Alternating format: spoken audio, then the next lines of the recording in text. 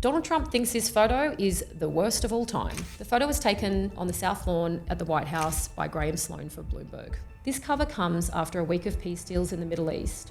Time labels it his triumph. Political photographers are always looking for a new creative way to capture an image that has been repeated over and over and over again. The reason that this image is so unique is that it is a very different photo of Trump.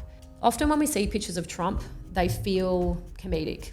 They can often feel like a caricature, incredibly boisterous. Wearing a MAGA hat, he's pointing, his mouth is open a lot of the times. One of the other frames from that day is a very underexposed image of Trump on his face, but you can see his hair exposed perfectly.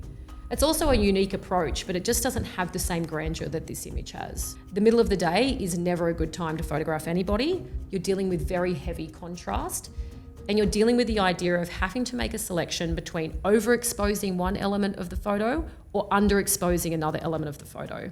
But one thing that does happen when you photograph someone from underneath is that you start to see through someone's nostrils. You start to see the sagging parts of their neck.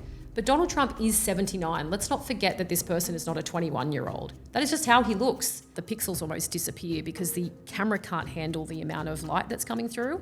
There is a simplicity to this photo and a quietness to it that I think he can't see for himself because all he's looking at is his age. I think what I like about this image is he doesn't feel like a caricature. He feels like a human. Look at all of this. He's so soft. It's gentle.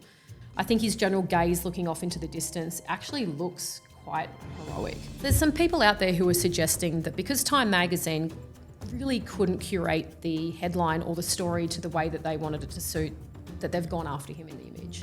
I just don't think that I see this here. I can actually completely understand why this image was selected to go with that headline. This is definitely not the first photo that Trump has not liked of himself. Does everyone remember this shot? I don't think I have to tell you why he didn't like that.